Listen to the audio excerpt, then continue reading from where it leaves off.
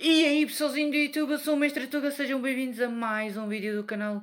E eu estou aqui com o meu primeiro arcade de um Tuga. E para quem não está informado, ou quem não viu os meus vídeos anteriores, arcade de um Tuga vai ser um vídeo em que eu posso dar conselhos de filmes, posso dar dicas, posso falar de certos assuntos, sempre debatendo com mais detalhes e mais complexos.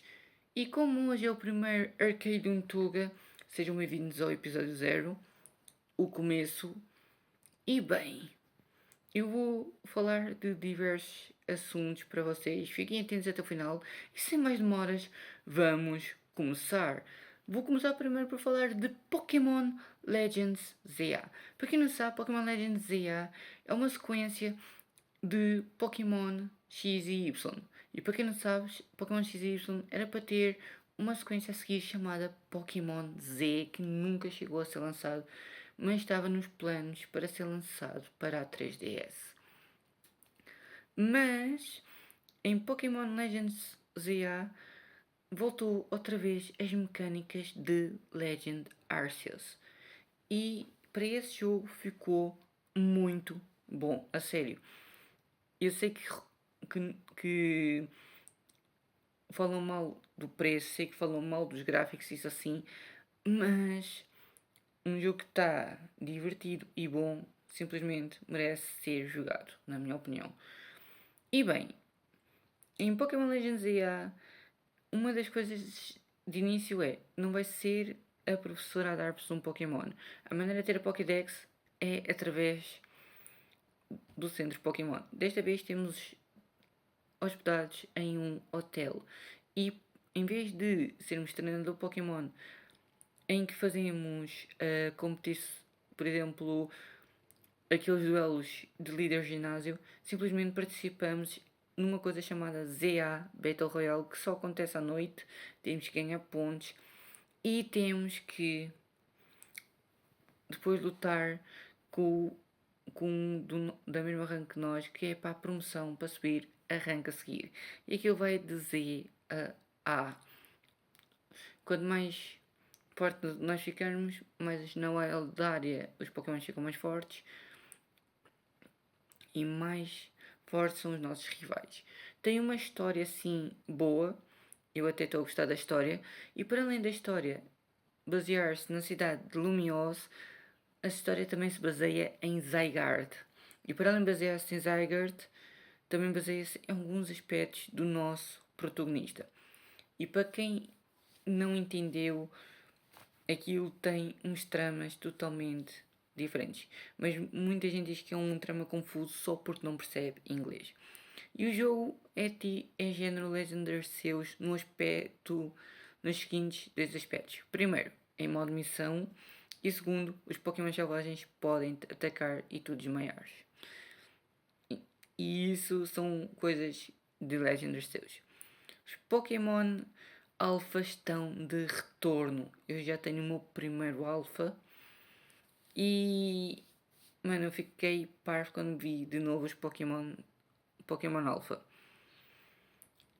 O jogo é mundo aberto, mas é um mundo aberto dentro do Lumiose. Quando vocês não vão para a missão que têm que fazer, vocês podem ir para a Wild Area, podem entrar a lutar com os Pokémons para treinarem, etc.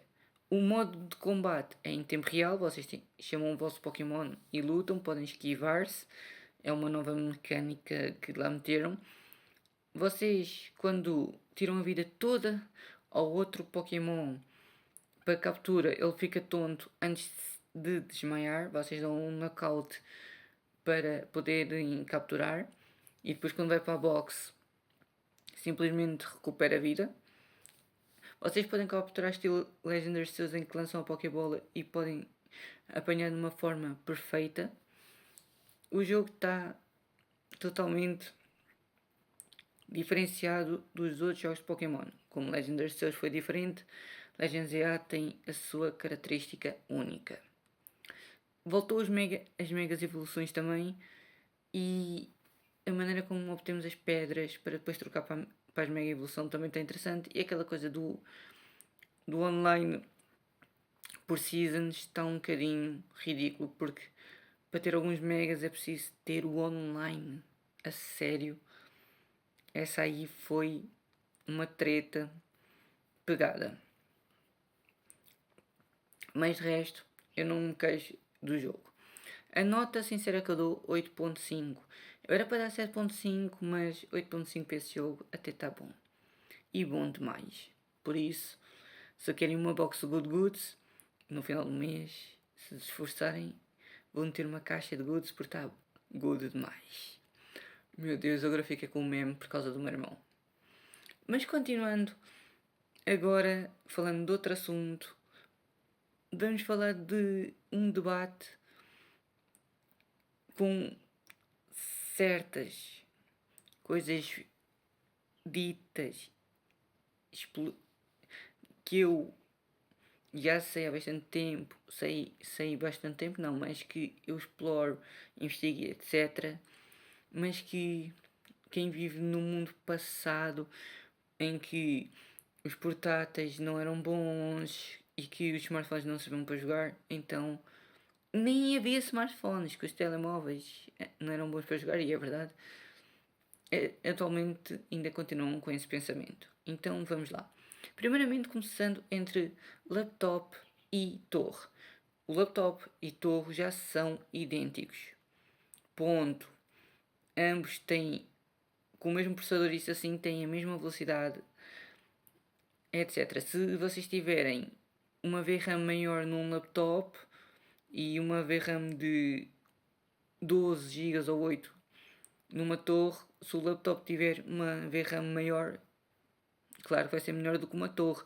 Vai depender bastante das componentes do vosso PC. Por isso é que eu digo que torre e laptop hoje em dia é idêntico. Por exemplo, laptop já tem ecrã AMOLED, Super AMOLED 4K.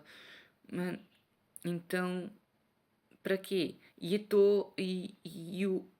torre só precisa de um monitor. E depois quem faz o serviço da torre é o monitor. Por exemplo, se o monitor não tiver 4K, o vosso computador, mesmo ser montado para 4K, não vai correr por causa do monitor. Então, e o monitor também influencia um pouco. Mas que característica está na torre? Simplesmente para transferência de ficheiros rápidos. E que definição está no laptop? Portabilidade. Mas hoje em dia já não é bem isso. Apesar da portabilidade, transferência de ficheiros é rápido. Mas depois compararem um laptop semi-velhinho, que é para estudo, só porque não conseguem transferir jogo, modos de Minecraft, porque hoje em dia já estão mais pesados, e porque é lento a instalar, todo o laptop é igual. Esse pensamento não é assim que funciona hoje em dia. Não é assim que funciona.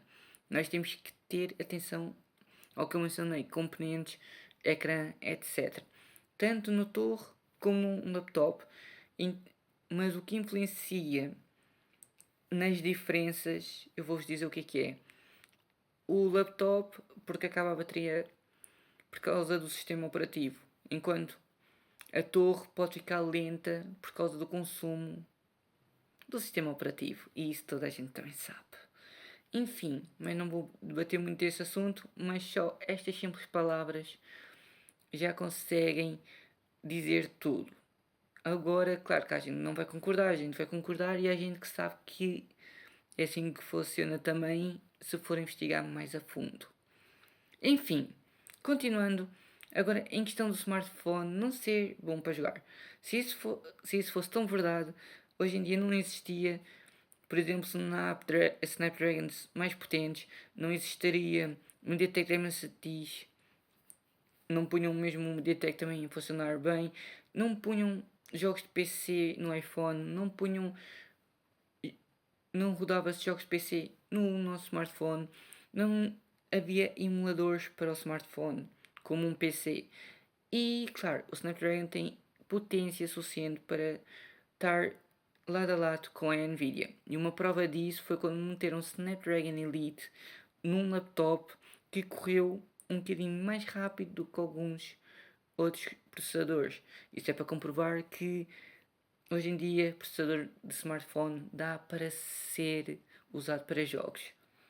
E já existe smartphones que têm cooler, já existe smartphone que tem ventoinha. Pessoal, se o smartphone não fosse bom para jogar, eles não punham processadores para jogos. Ponto.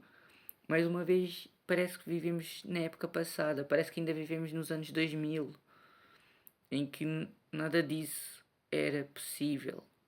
Então temos que ter consciência do que anda atualmente a acontecer com a evolução.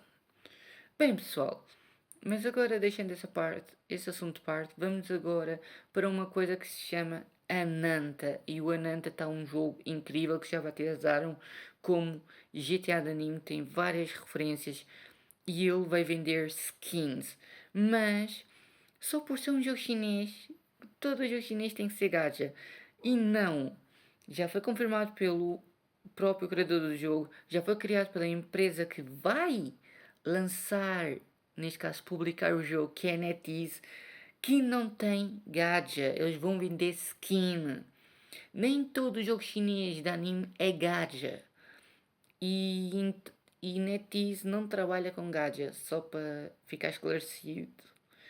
Nenhum jogo que a NetEase publicou até agora tem gacha. Nenhum. E a NetEase está com a publicação de Ananta. E uma gameplay de 20 minutos que eu vi a mostrarem que as skins e assim não tinha nada de gacha. Esqueçam a ideia que todo o jogo chinês é gacha. Só porque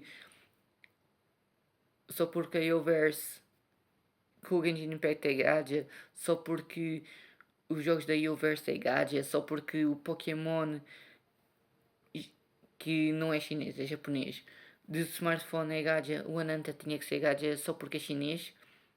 Mano, a sério. Mas pelo menos a publicadora e o criador do jogo já disseram, não é gacha. E não sei quem é que foi espalhar que era um gacha. Porque mesmo terem anunciado que não era gacha, muitos outros já andavam a dizer que era gacha. À força toda. Ah, é chinês é gacha. É chinês é gacha. E depois ficaram com informações erradas. E depois quando eu vi as informações certas estava lá dito, não é gacha. Ponto. Por isso, parem de inventar que é gacha, que é gacha, que é gacha, que já foi confirmado que não é. Mano, porquê que há uma confirmação e depois quem não é o criador quer dizer o contrário? Eu farto-me de rir com pessoas assim. Então pronto, fiquem descansados. A Nanta não está listado como gacha. Por isso é que tem aquele estilo, porque se fosse um gacha fazer um tipo o Genshin da maneira como troca um personagem e como está ali feito no meio. Por dar para distinguir um gacha de um não gacha. É difícil? Não. Eu sempre andei a dizer desde o início que o jogo não era gacha, porque eu acompanho o jogo desde o início como projeto Mugen, então não tem problemas. Enfim, vamos mudar de assunto. Pessoal, houve uma patente de DS para Switch. Sim, muita gente acha que vai ser porque vai sair o emulador de Switch e uma parte de divulgação foi mais DS com sistema de Switch 2. Só dizia DS Switch 2 e depois a coisa da troca de tela, isso assim, mas não especificava se era um ecrã para a Nintendo Switch 2, se era o emulador que iria sair no Nintendo Online ou se é algo que reviva a Nintendo DS. Isto aqui são coisas que foram reveladas no hackeamento da Nintendo. Enfim, mas em breve iremos descobrir. Bem, pessoal, se vocês gostam de jogos rítmicos com arcade, Billy Bust Up é um dos jogos que vocês deveriam de jogar. Ainda não saiu o Billy Best Up demo mesmo, original. O que saiu no Kickstarter até agora foi aquele que tem uma espécie de boneco que maneja manequins isso assim num palco. Mas o original do Millionaire, que é o Birdie, ainda não está disponível. E há gente que já conseguiu jogar e mostraram no TikTok a jogar com as vendados. Eu fiquei, meu Deus, lindo, lindo, lindo, lindo. Eu estou ansioso para jogar Billy Best Up. Ainda não há assim tanta coisa, mas o criador já foi mostrando como está o projeto, mas a data ainda não está prevista para ser lançado. Misside Zero está previsto para sair hoje, mas o demo, sim, demo de Misside está previsto ser lançado hoje, dia 20. Espero que Misside Zero tenha já alguma parte de história para fazermos, porque o demo vai ser a primeira parte para conhecermos o jogo em si, ou se vai ser para convivermos com as mitas, como foi o alpha apresentado. Enquanto o criador do fangame apresentou-nos assim uma pré-alpha, hoje está previsto para o demo, mas vamos ver se sai e a que horas, porque eu deverei estar a dormir e só depois é que irei confirmar a que horas é que irá sair. Enfim, fiquem aí atentos e deixem nos comentários se vocês estão ou não ansiosos para a Missile Zero. E bem pessoal, para finalizar este vídeo, eu vou falar de uma coisa que eu não esperava falar, mas vocês têm que saber isto e já anda a ser elogiado por um público enorme. A GOG mantém preservação de jogos e agora eles estão a investigar quem são os que têm os direitos desse jogo, se não souberem quem é, para depois fazerem um acordo para manter na loja preservado.